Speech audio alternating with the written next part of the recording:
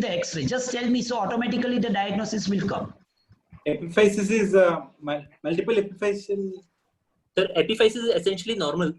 There is splaying and widening of the metaphysis, and apart from that, it's a skeletally mature child. That's it. No. Still, like, are you sure about the epiphysis? Are they normal? Look at the femoral, proximal femur epiphysis. Is it normal? It is clouding. Irregular epiphysis, sir. Irregular Yes, epiphysis. Epiphyseal dysplasia. Yes, this is multiple epiphyseal dysplasia, because if you see, both proximal and the distal femoral epiphyses are abnormal. So this is multiple epiphyseal dysplasia. So again, the point is, this may be a hereditary condition. So sometimes there is a family history, sometimes family history is absent. So there are various types of multiple epiphyseal dysplasia.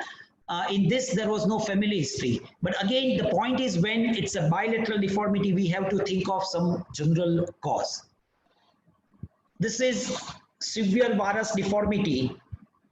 Again, the family history is positive, short stature, and the X-ray.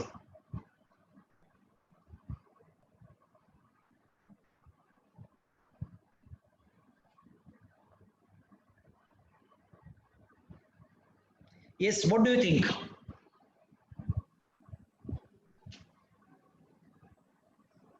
Fibrous dysplasia. Okay, anything else? Diaphysis, involvement of the diaphysis, sir. Yes, involvement of the diaphysis. They are both femora, both tibias, they are curved, and it's gradual bowing. If you look at the proximal femur, again there is a coxa vara. So this deformity, look at this picture. This picture is very typical of hypophosphatemic rickets. Some people call it a O deformity. If you try to keep both the lower extremity together, it tries to form something like a circle. So some people call it O deformity, O. So this is a case of hypophosphatemic rickets.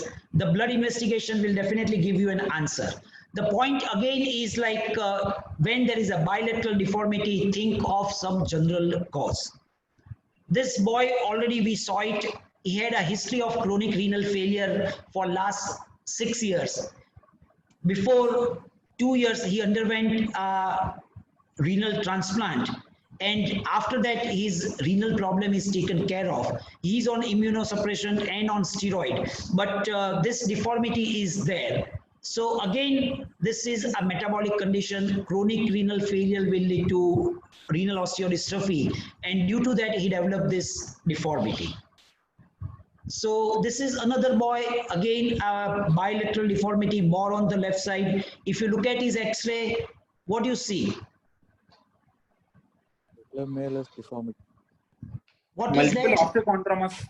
Yes, it's a multiple osteochondroma or hereditary multiple exostosis, HME or HMO is a condition. So the point is, like, when there is a bilateral deformity, think of this cause. If you want to note down this slide, you can note down also. So the first possibility is skeletal dysplasia. The second is metabolic cause. It could be hereditary, like hypophosphatemic rickets. It could be acquired, like chronic renal failure, the last case which we saw. It could be a hereditary multiple osteochondroma, HMO, or hereditary multiple exostosis, and mucopolysaccharidosis. I have not shown a case of mucopolysaccharidosis, but MPS could be another cause when there is a bilateral deformity. Now we come to a different category where the deformity is only on one side. So again, this boy, a 15-year-old, and there was a history that this deformity is only for last 1 year. For last 1 year, it's gradually increasing. Before that, he had a mild infection, which was treated with antibiotics. No surgery was carried out for that, but it was just treated with antibiotic. And after that, he developed this problem, which is gradually increasing. We got the X-ray done, and it shows that the deformity is more on the right side. we got the CT scan done, and this is what the CT scan shows. So what is the diagnosis? There's a facial bar, sir, on the lateral side due to infection. Due to Yes. infection, that So due to infection, there is a physeal bar on a lateral side. So these are the various cuts. And if you see that this red circle shows that this is a physeal bar. Now the question is why physeal bar leads to valgus deformity? Because the involved side doesn't grow, the other side keeps growing. Very good. So this animation will show you that. This is, we are looking at the right knee joint, femur and tibia. The line which you saw is a growth plate, and usually with time, the growth takes place at this area. I have not shown the fibula growing, but fibula also grows. Now, when there is a physeal bar, like this, the red one, what happens in this condition is that medial side, both femur and tibia will grow. On the lateral side, the femur will not grow, but tibia will continue to grow. And due to that, over a period of time, the child develops deformity like this. So there is a valgus deformity, and this part should be yellow. Unfortunately, by mistake, I have shown it as a blue, but it should be yellow like this. So this is the cause. Physeal bar formation on one side of the physis will lead to angular deformity. This girl already we saw. Now if you look at the X-ray, what do we see?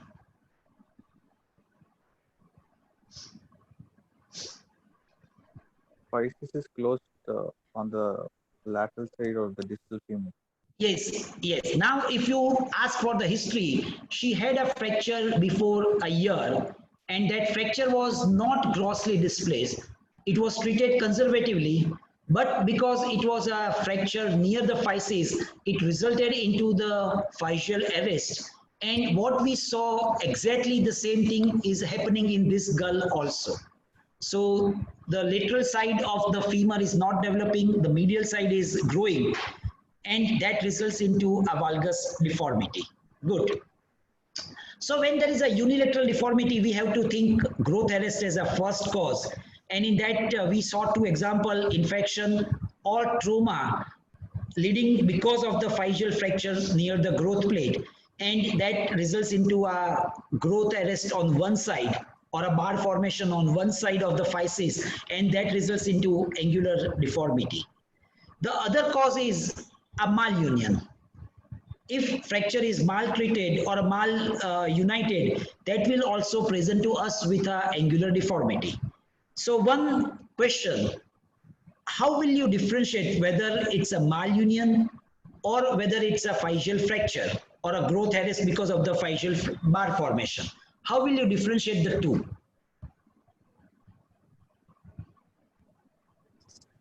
By sir, if we X-ray, take CT scan, if you take a CT scan, sir, we'll see a bar. No. See, CT scan can give us a clue, but really we don't need investigations in all the case. There is simple way Age. by which Age of age, if it's age, let me say both are 15, then how will you say which one is which, physeal fracture or a malunion? See, in children also the fracture can go for malunion.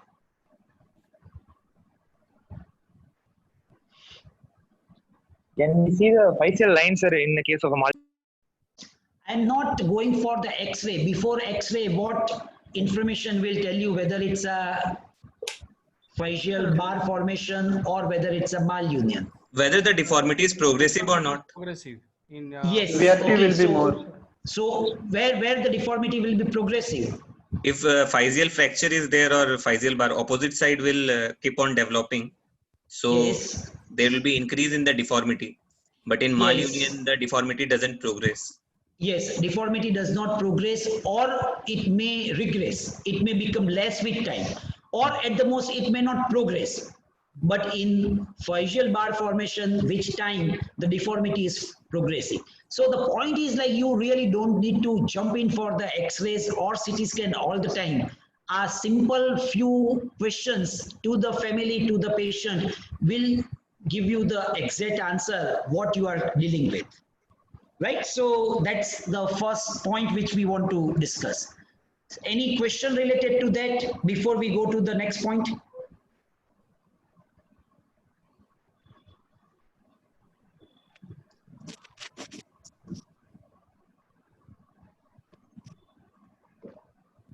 No, sir. Okay, so then we go to the next question. And the next question is a simple question.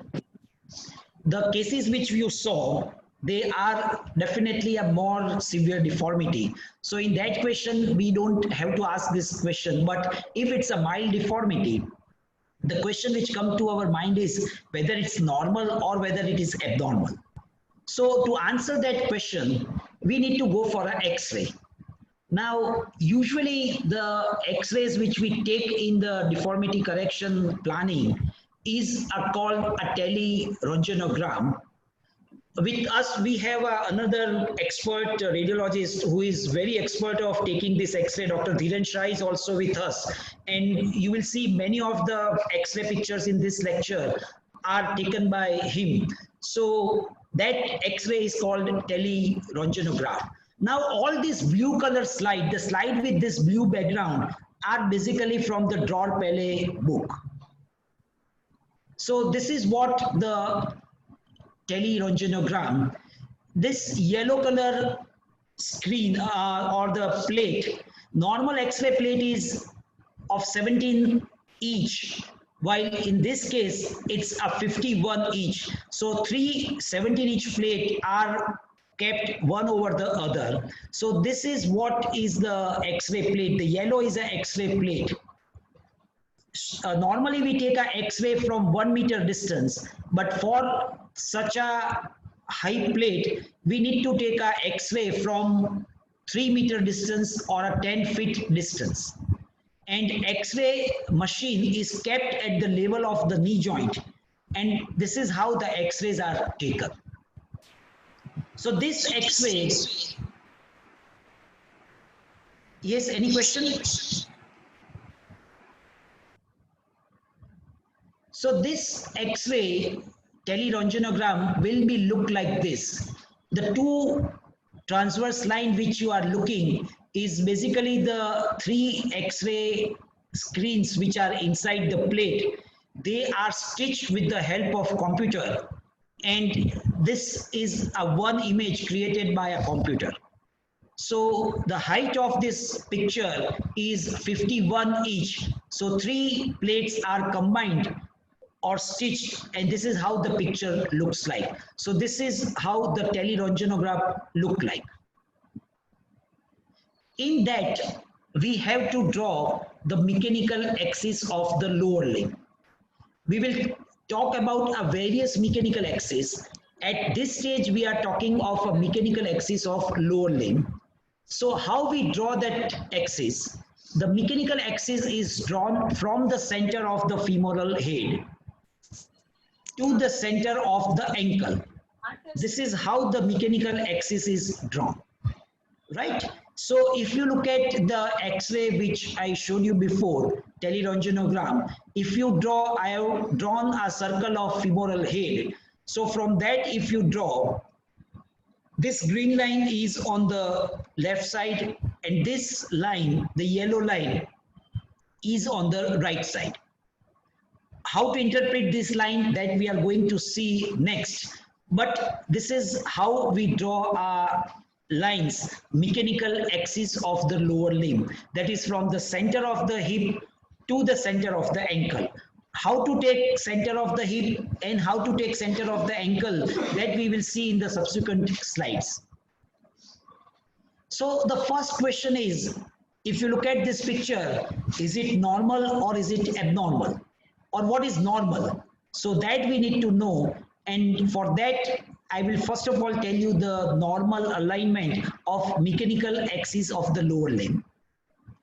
So if you see this picture, on the left you are seeing the mechanical axis starting from the center of the femoral head going to the center of the ankle. The one in the circle, the dotted line is showing a mechanical axis. if you look at center of the knee, which is at the intercondylar area, there are 3 dots line. How far this mechanical axis is from that center of the knee, that is we usually try to measure. So in a normal person, that line passes 10 millimeter medial to the center of the knee. During knee replacement, you are taught that this mechanical axis passes through the center of the knee. That's not correct. The mechanical axis passes in a normal person 10 millimeter medial to the center of the knee joint.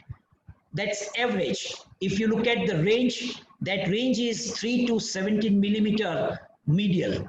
That is what the range. So if mechanical axis lies in this range, 3 millimeter medial to 70 millimeter medial, 17 millimeter medial, it's considered as a normal.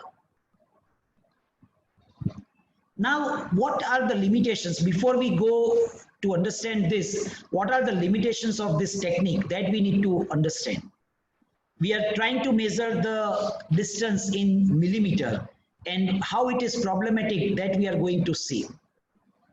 So the limitation of these techniques are, I have shown you a 2 equal deformity, same angle, the one is a small bone, the other is a big bone.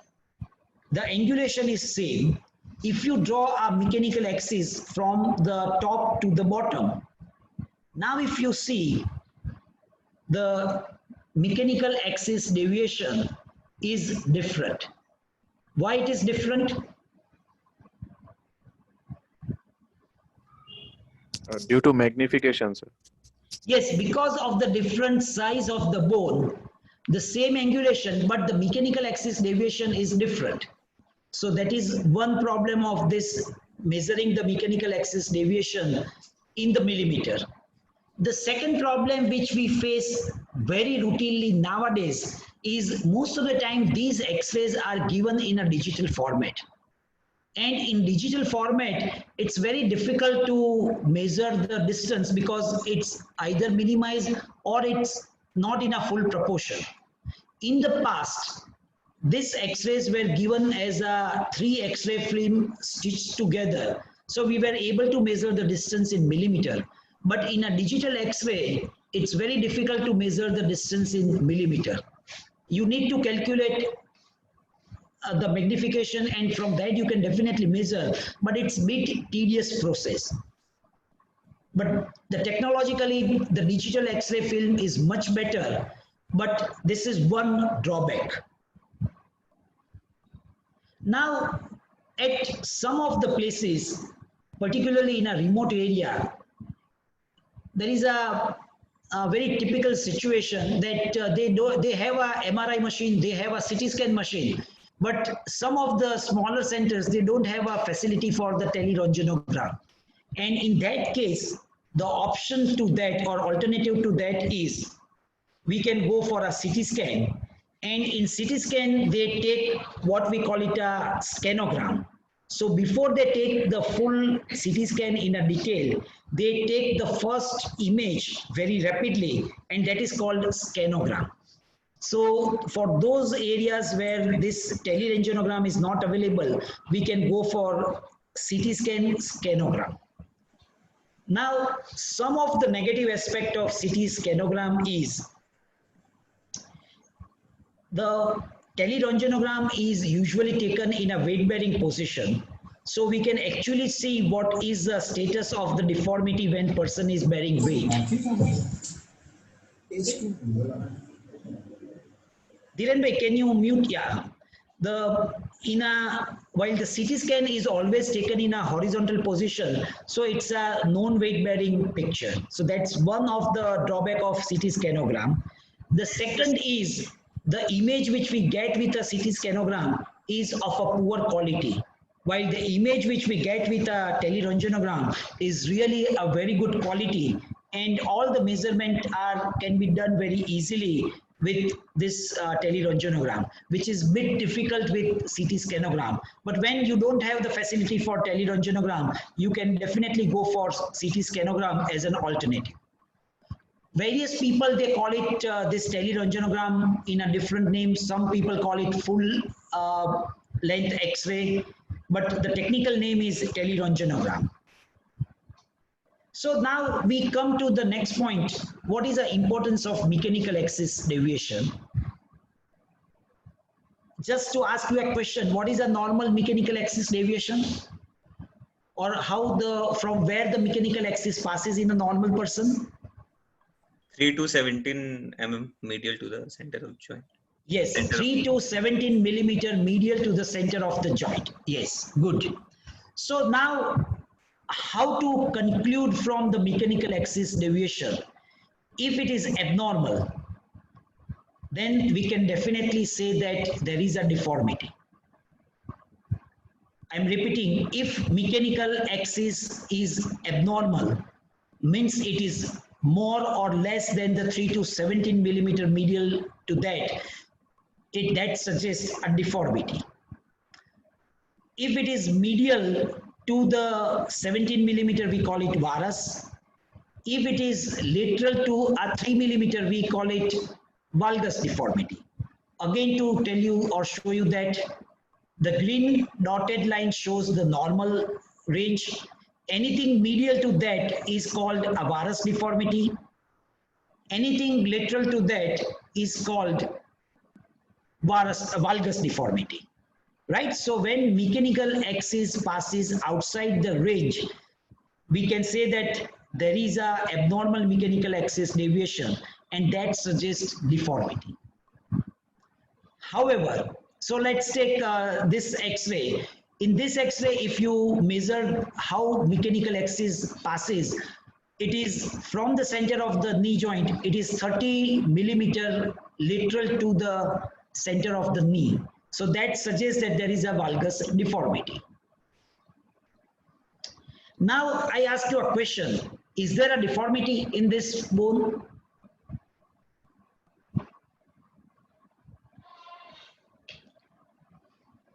In the distal femur, it is this. Yes. Yes, in the distal femur there is a deformity. Good. Anything else? So yes, there is. Deformity is there, sir. Yes, deformity is there. Absolutely. So that is what the question is like. Is there a deformity? And the answer to that is yes, there is a deformity. Joint If I draw a mechanical axis of the lower limb from the center of the femoral head to the center of the ankle, it passes in a normal range. So Compensated deformities. So the message or what we understand by this is, if mechanical axis is deviated, that suggests deformity.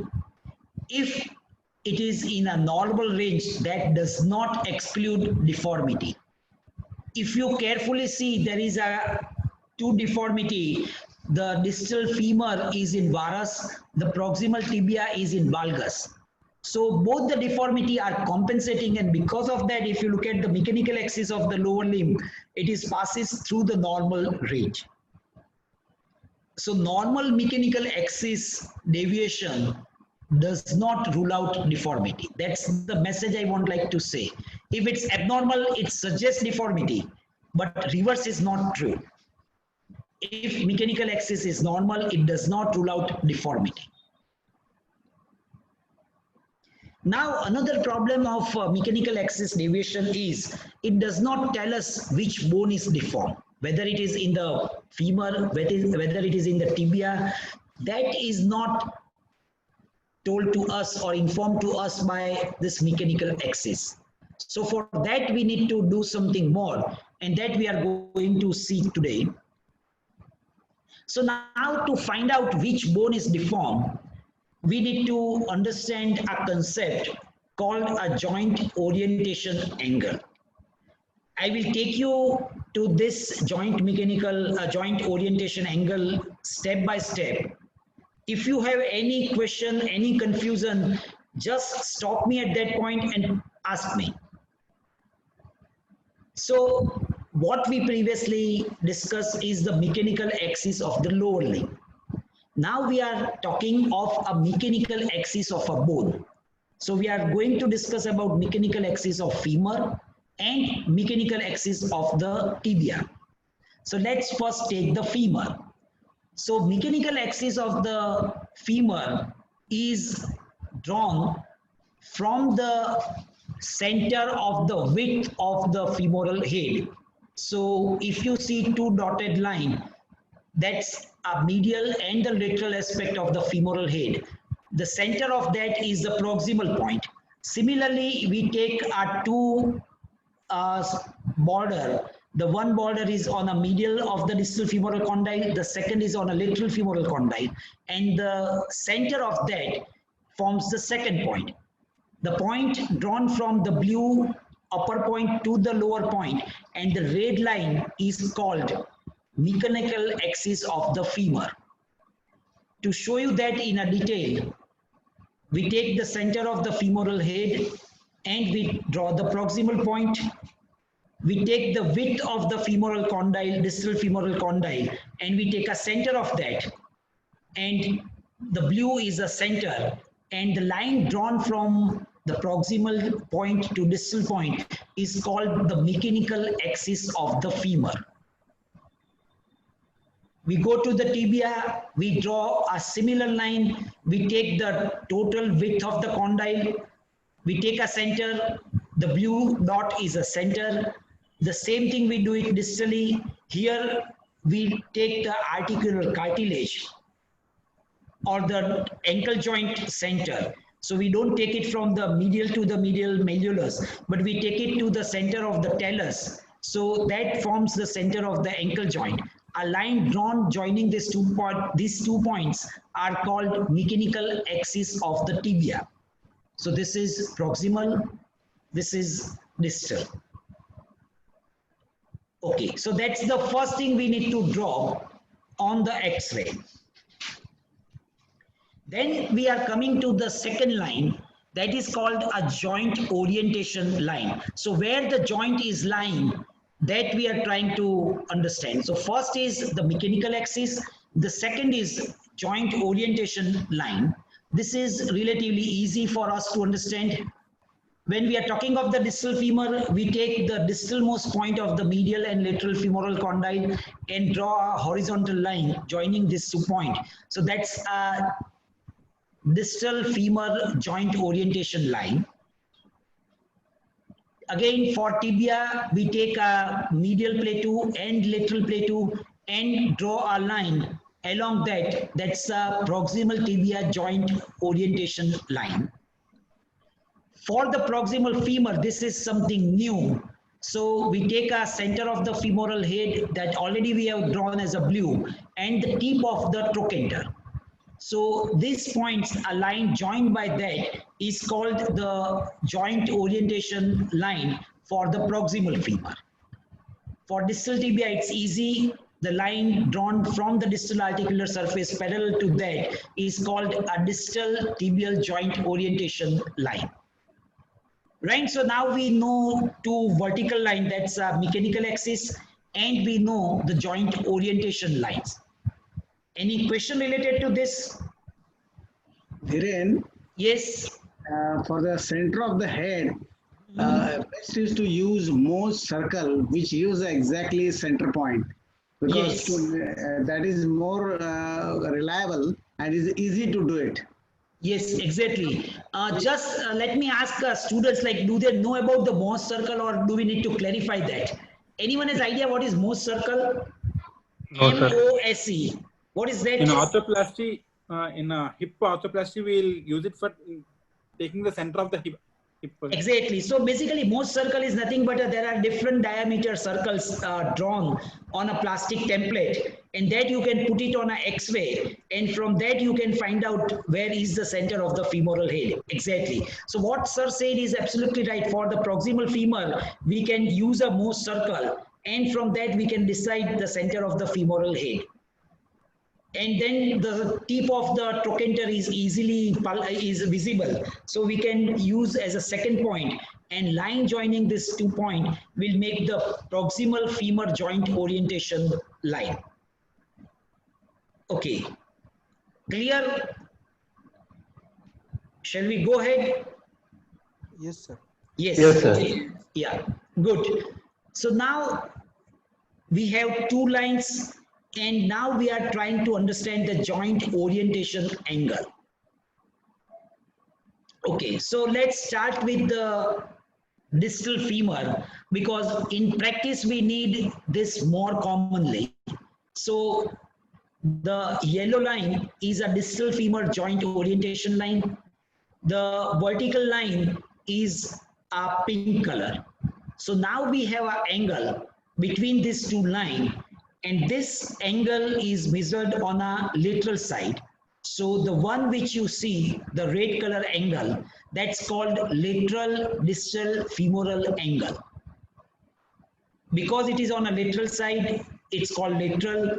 Because it is at the distal femur, it's called distal femoral angle. Now, we just need to remember the normal and the range. The normal range is 80. It varies from 85 degree to 90 degree. That's the normal range. Right? So lateral distal femoral angle, LDFA in short, is 88. Then we come to the proximal femur. Proximal femur, we have a joint orientation line, and already we have a mechanical axis or mechanical line. And again on a lateral side, the angle form is called, what should be the name of this? Think of the name. Already follow the pattern which we have used distally. Proximal lateral femoral angle. Proximal femur joint oriented. Lateral proximal femoral angle. Lateral Exactly. proximal femoral angle. Yes, so lateral proximal femoral angle, that's a 90 degree, right? So the proximal, on a proximal side, it's 90 degree. Distally, it is 88 degree, right? So now when we draw these two angles, and if both are normal, we can assume that, or we can conclude that femur is normal. If any of that two is abnormal, in that case, definitely we can conclude that the deformity is in the femur, right? We draw two angles. If they are in the normal range, we can definitely say that femur is normal. If one of them is abnormal, then deformity is in the femur. The same thing we do it in the tibia. We have a proximal tibia joint orientation line. We have a mechanical axis also with us. Here we are measuring on a medial side. So what should be the name of this angle? Medial proximal tibial angle. Yes, medial proximal tibial angle, MPTA. The normal range is 87 degree. The counterpart of that on a femur was 88. Here it is 87. But the range is same, 85 to 90 degree. So you can remember 87 for both, and the range is 85 to 90 degree. The difference now is distally when we come, it should be on a medial side, like the femur both were lateral. So in tibia both should be medial, but it's not like that. It's measured on a lateral side. And what should be the name of this? Lateral distal tibial angle. Lateral distal tibial angle. Again, that is 89 degree. The range is 86 to 92. Okay, so just let us revise. What is a lateral proximal femur angle? How much is a angle? The 90 degree. Lateral distal femoral angle? 88, sir. 88. Medial proximal tibial angle? 87, sir. 87. And the lateral distal tibial angle, that's 89. Okay. Again, what we conclude from the femur, the same thing is applicable to the tibia also. So if both are normal, the medial proximal tibial angle and the lateral distal tibial angle both are normal, then we can say that the tibia is normal. If any one of them is abnormal, then we can say that the tibia is abnormal. right? So now we have come to from the mechanical axis of the lower limb. We have measured the mechanical axis. We have drawn a mechanical axis of the femur and tibia. We have drawn a line that's we call it joint orientation line, and then we measure the fore angle, and from that we can say whether the femur is normal, abnormal or tibia is normal or abnormal. Now let me give you one odd situation. The mechanical axis is deviated. It is outside the normal range. But for joint orientation angles, the proximal femur, distal femur, proximal tibia, distal tibia, they are normal. Then where is the deformity? Mid-diaphyseal. Where? Mid-diaphyseal where? Femur or tibia? Both sides, sir. Both femur and tibia. Both femur and tibia. See, whether it is, if the deformity is in femur, whatever level, wherever level, proximal, joint level, wherever, if there is a deformity, then the angles will be definitely abnormal. So all the four angles are normal, but still mechanical axis is deviated. Let me show you a picture like this. Deformity in the joint. Yes, the deformity is in the joint. Let's take a closer view like this. Laxity. Laxity, exactly. So when the joint orientation angles are normal, means femur and tibia are normal, but mechanical axis is still deviated, that suggests that yes, the deformity is at the joint level and there is a ligamentous laxity. So if we draw a line from the distal femur and proximal tibia, normally these lines are parallel, or at the most 2-degree difference is there. But here you can see that this difference is much more. So that is what about the whole interpretation of the deformity correction. Okay, so any question till now? So can anyone tell me the sequence, like how we proceed once we have a teleröntgenograph with us? What do we do first? Full limb X-ray. Yeah, full limb X-ray is ready with us. So how do we start the planning? First mechanical axis. Mechanical axis of what? Lower limb, of the lower limb. Yes, how do we draw it? From the center of the femoral head to the center of the ankle joint. Yes, okay, so that's a mechanical axis of the lower limb. Okay, how do you interpret that? By seeing whether the whether the mechanical axis is passing through the center of the knee joint, that is from 3 to 17 mm of the joint, whether there is any mechanical axis deviation or not. Yes, and so 3 to 17 medial is normal range. Anything beyond that is abnormal. Right now, just to tell you that what we are taught till now, the mechanical axis passes through the center of the joint. Yes, we are taking that for so many years, but that's not correct. When large number of normal population is studied, they realize that the mechanical axis passes between 3 to 17 with an average of 10 millimeter as a mean. Right? So that's one thing I have told you which is different than the conventional thing which we are taught. I was also under the same impression that it passes through the center of the joint. But while preparing this lecture, I read it carefully and it's not passing through the center of the joint. The normal mechanical axis passes medial to that center of the joint. Okay, so that's one. So now you have drawn the mechanical axis, you have measured the deviation. What does it tell you? How do you interpret that mechanical axis deviation? If the deviation is medial to the towards the medial side, then we will interpret it the genu valgus deformity, and if it's lateral to the joint line, then as the varus deformity. No.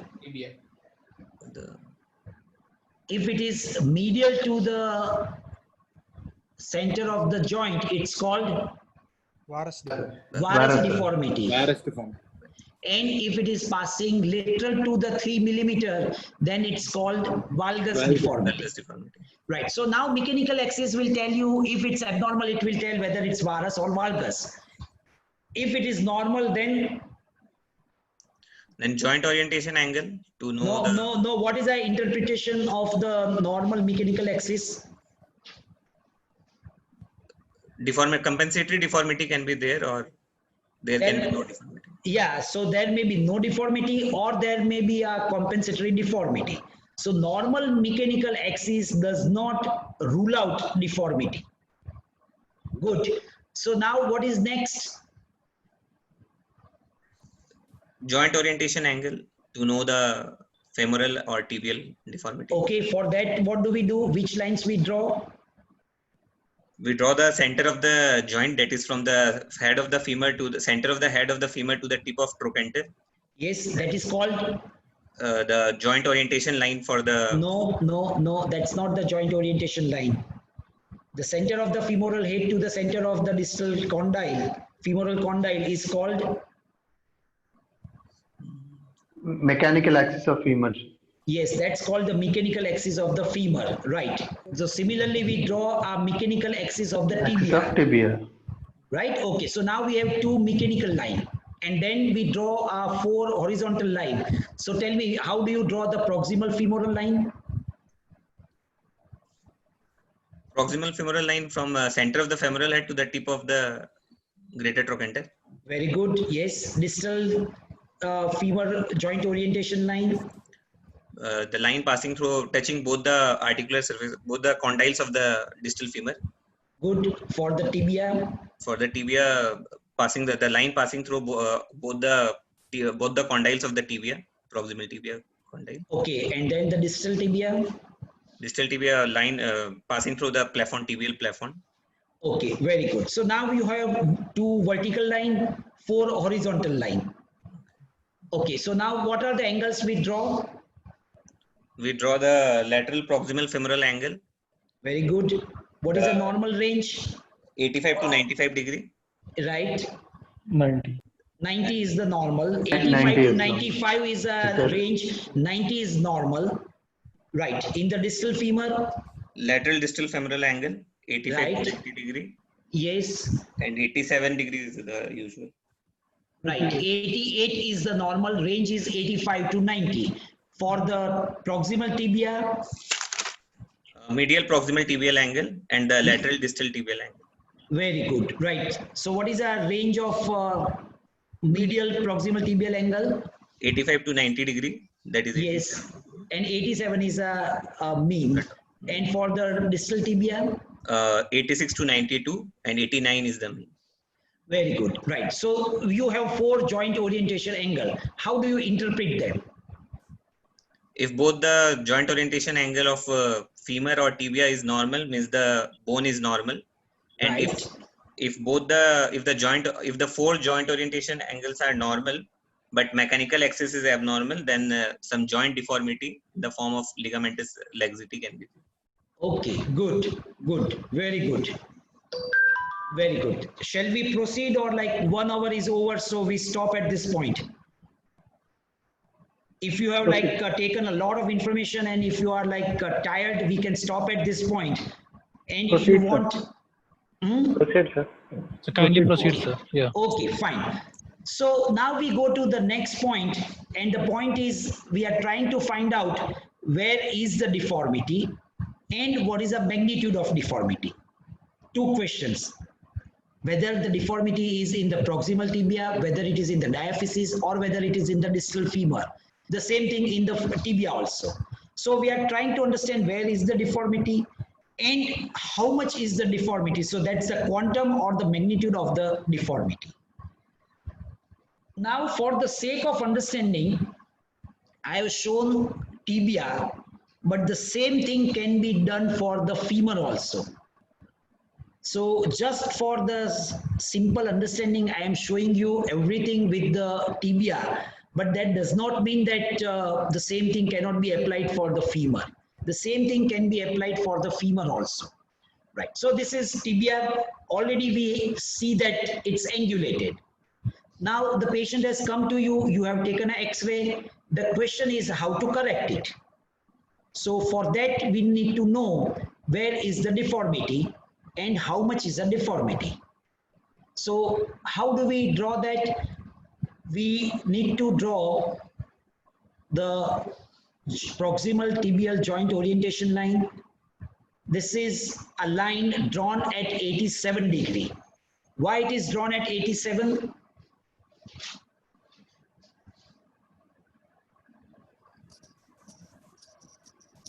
MPTA normal is 87, sir. Yes, so we are considering that the normal MPTA is 87 degree. So we are trying to draw a line, vertical line at 87. So that depicts the proximal mechanical axis of the proximal tibia. Similarly, we draw a line along the tibial plafond, and at what angle we need to draw a line? 89 degrees. 89 degree on a lateral side. So we have drawn a line at 89 degree. So now we have a proximal tibial mechanical axis, distal tibial mechanical axis. At the point where it is meeting is called the center of the deformity. There is a special name given to that, center of rotation of angulation. Or in other words, you can say that it's a center of the deformity. Those who are experts of deformity correction, they call it cora. That cora is at this point.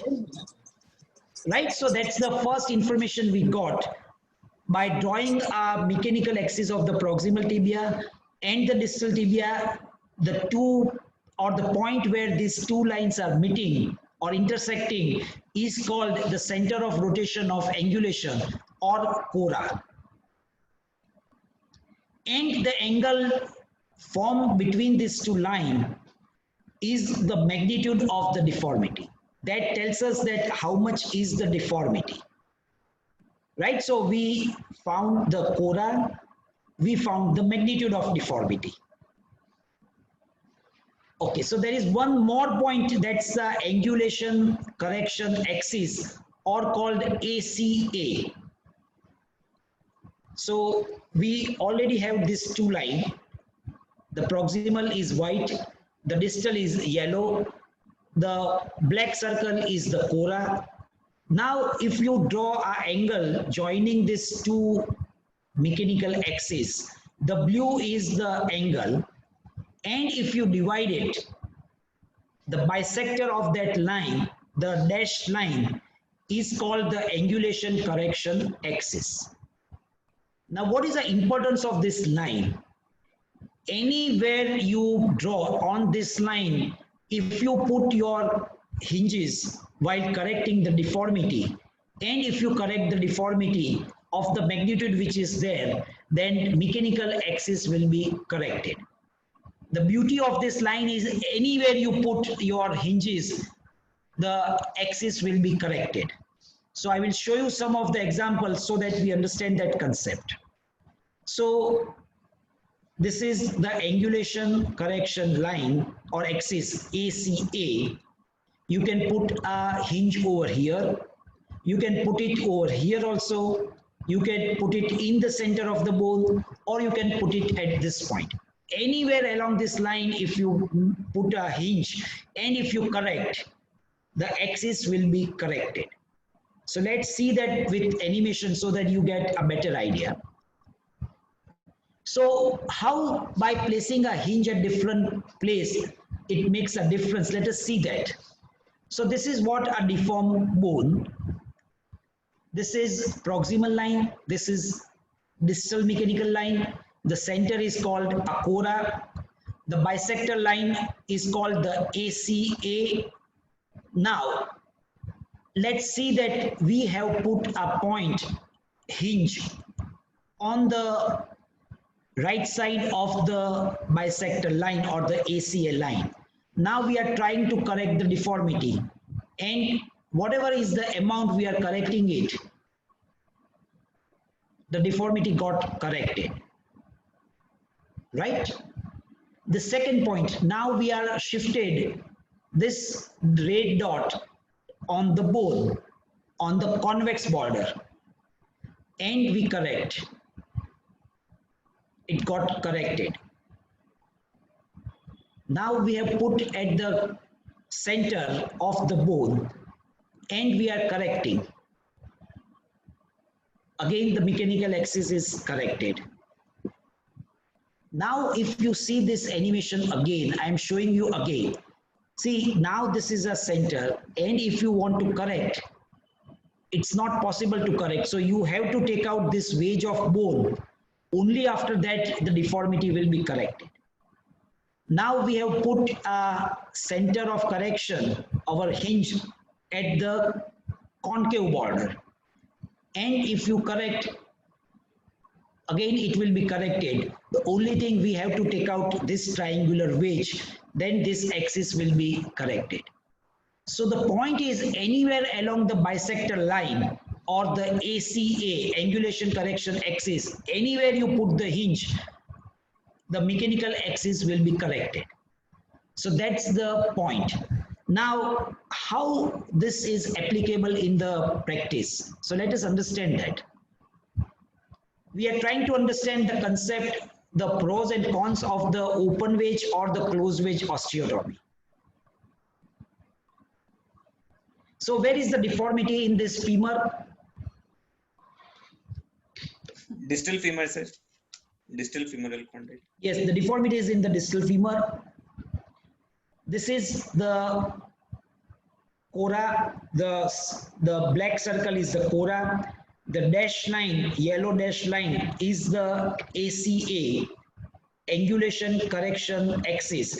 Anywhere along this, you correct put your hinge, you correct the deformity and it will be corrected. So now how will you correct this? I am giving you two options. If you want to operate from a lateral side, you can carry out an open wedge osteotomy and then you can fix it laterally. That is option one. The second option is you can operate from a medial side, carry out a wedge, means take out a wedge of bone, and then you correct the deformity and fix it on a medial side. Which one you will prefer and why? We prefer the lateral side, sir. It's easier to It's approach. easier. Very good. So lateral side is easier because we are doing it regularly. What is the problem? But Lengthening of the bone, sir. lengthening, and then we'll have to release the CPN, sir. Yes, the problem of the lateral side osteotomy is that it's an open wedge osteotomy. So open wedge osteotomy will give you some length. The structures on the lateral side will be stretched and the common peroneal nerve is likely to be stretched during the open wedge osteotomy on the lateral side. So it can go for a stretching palsy, and to prevent that we have to release it.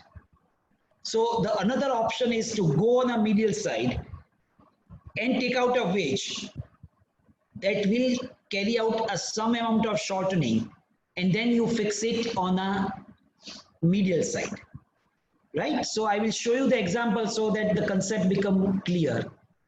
So the two case example, the valgus deformity on the right distal femur, we carried out open wedge osteotomy at the distal femur and we fix it with a plate on a lateral side.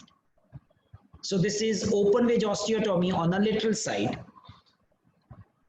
Case 2, already you have seen the picture of this, the valgus deformity at the distal femur. We take out a wedge from the femur, distal femur from a medial side and then fix it with a condylar plate from a medial side. This is not the conventional approach which we take. So very few orthopedic surgeons are comfortable with this approach, but you can approach the medial side of the distal femur easily through the medial approach. So that's not difficult, only just you have to understand the anatomy.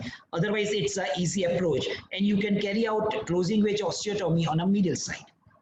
Right, so these are the two ways. Either you can carry out an open wedge osteotomy on the lateral side or closing wedge osteotomy on a medial side. Now coming to the practical significance of this. I'm asking you the last question. There is a 30-degree varus deformity at the proximal femur. The yellow line is the ACA, angulation correction axis. How will you carry out this deformity and how will you fix?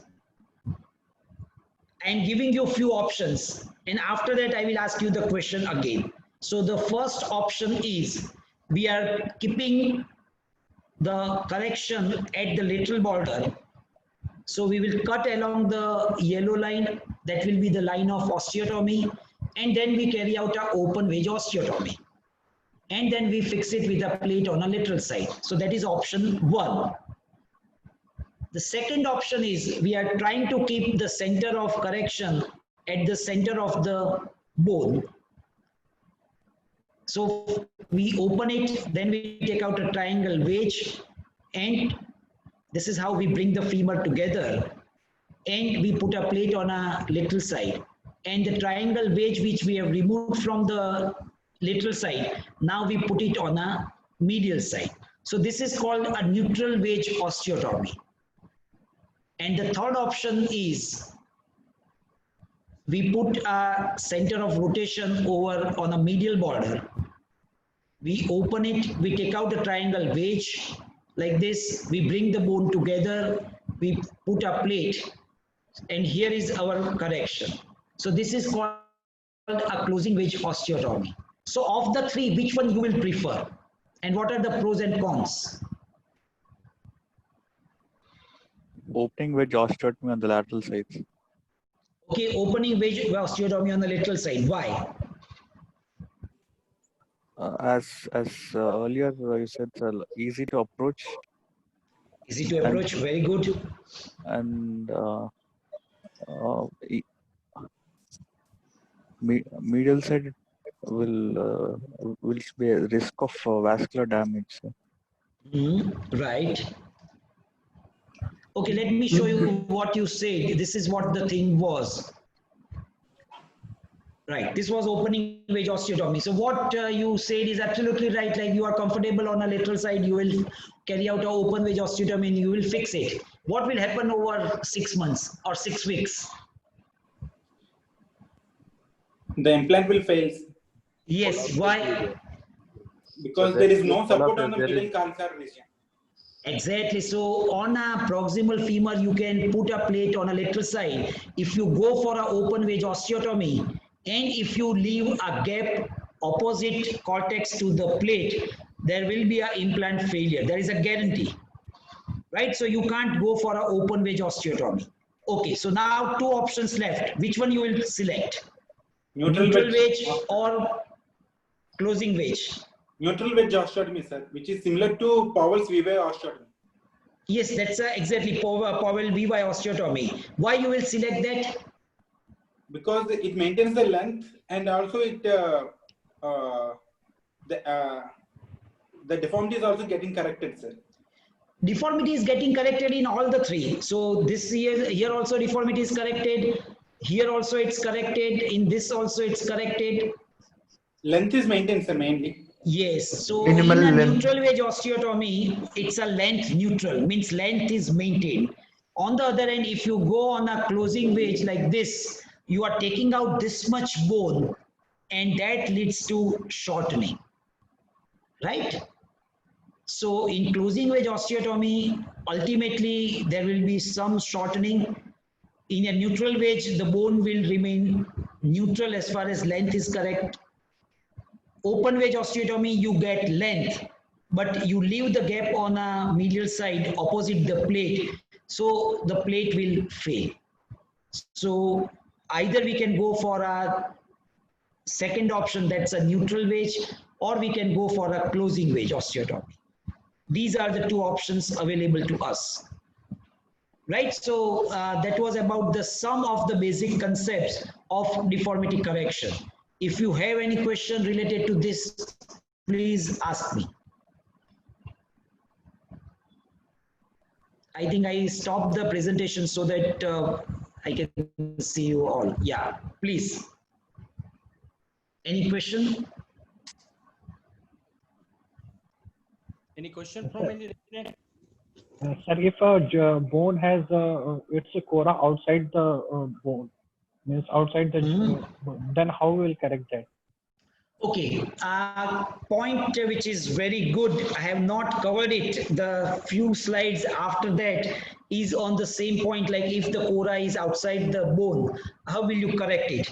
I think we leave it at this point because already I have given you so much information that there is an overdose of information. So I will cover that later on because already it's there. There are very good pictures over there, but I will take later on in the subsequent lecture.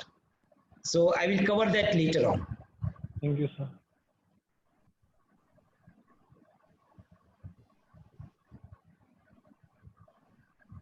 Yes, any question? So for correcting this Genuvarum and valgum, sir, usually we are concerned more about distal femur or proximal tibia.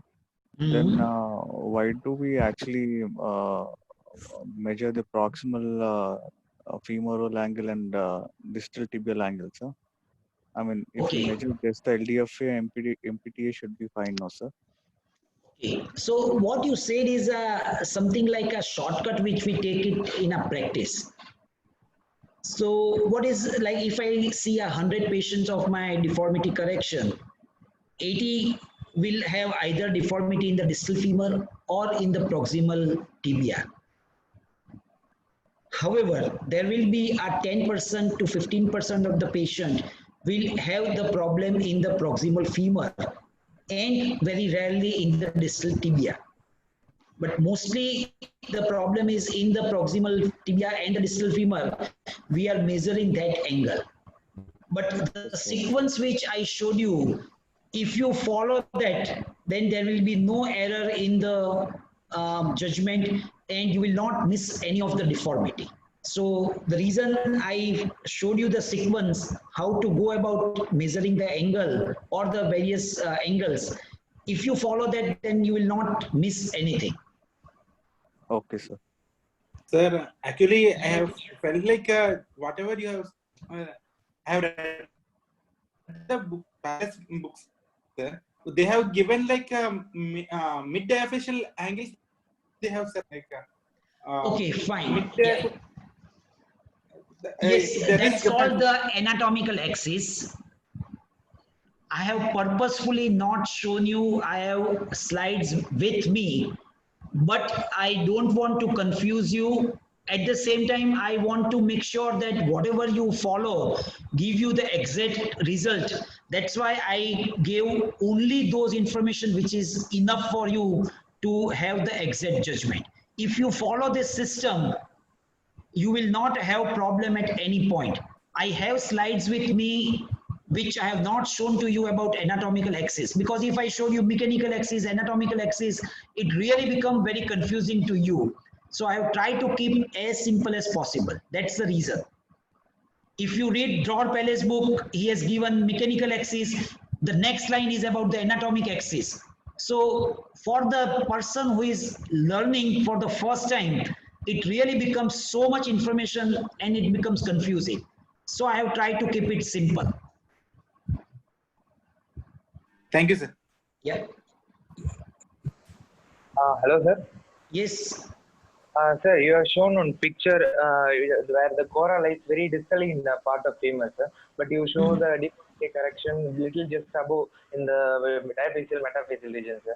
So if in a case like when the cora, the angle of correction is very much distal, how to correct with the lateral open ledge or close to the osteotomy, sir? Yes, that's a very good practical question.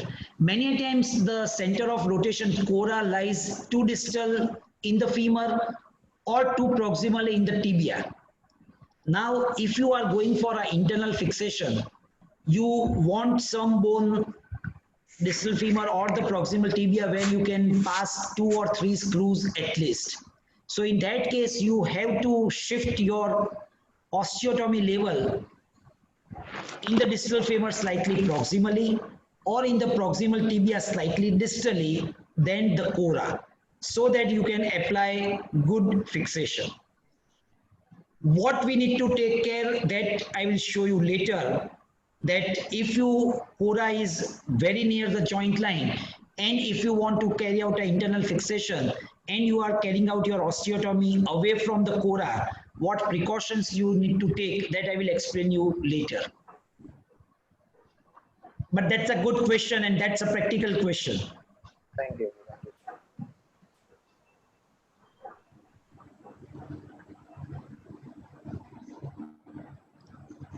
Okay, Dhiren bhai, any question? Your speaker is mute.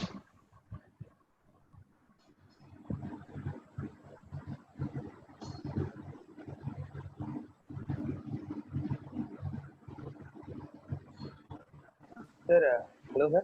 Yes. Sir, for our postgraduate exam point of view, what sort of questions they will ask, sir, in management point of view? Yes, in management, if they have an X-ray, they can, if they give you the physical X-ray, then they can ask you to draw the cora. For that, you need to, or they may not ask you to draw cora, but at least they will ask you to draw the mechanical axis. They will ask you to draw the joint orientation angle. They may ask you to find out cora. So till then, everything we have shared.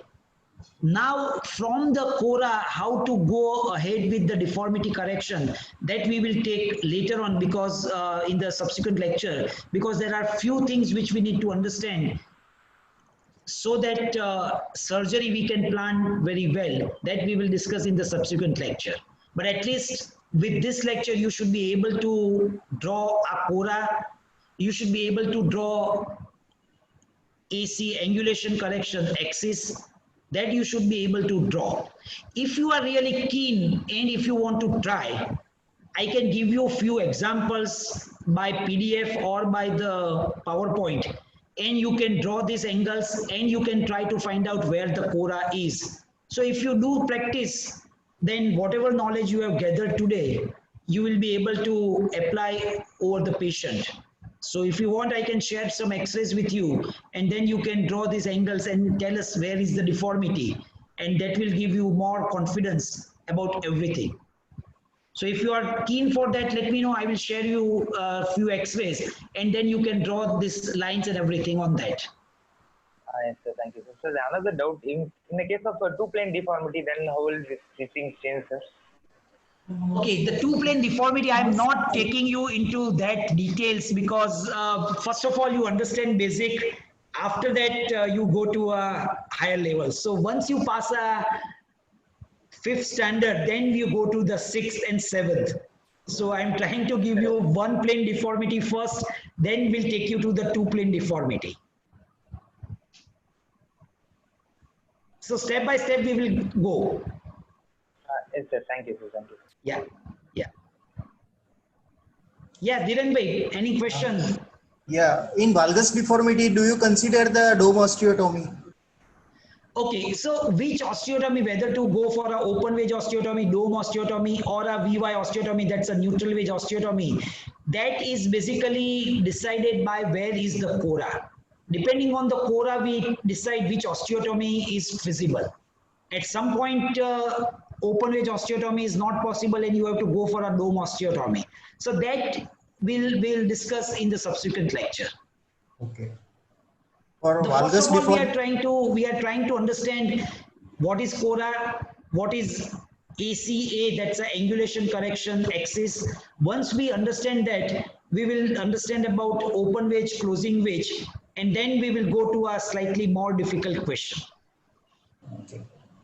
So valgus deformity can be corrected by open wedge, by closing wedge, by dome osteotomy. So these are the types of osteotomy. Depending on your preferred method of fixation, you can decide either of the osteotomy. So it's not necessary that valgus osteotomy always needs dome osteotomy. Okay. I showed you two examples, like the valgus osteotomy of the distal femur was corrected with by open wedge and the closing wedge. Right. The same can be done with dome osteotomy also.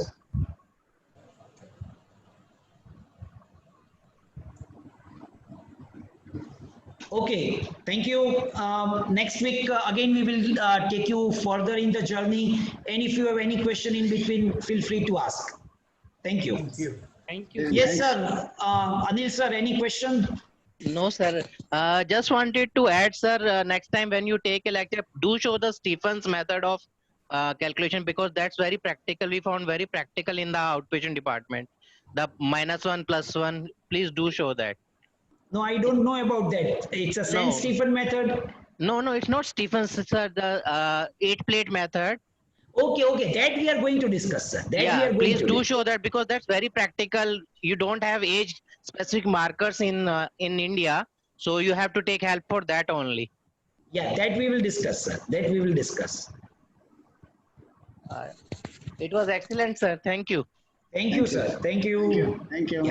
Yeah. Bye-bye. Bye.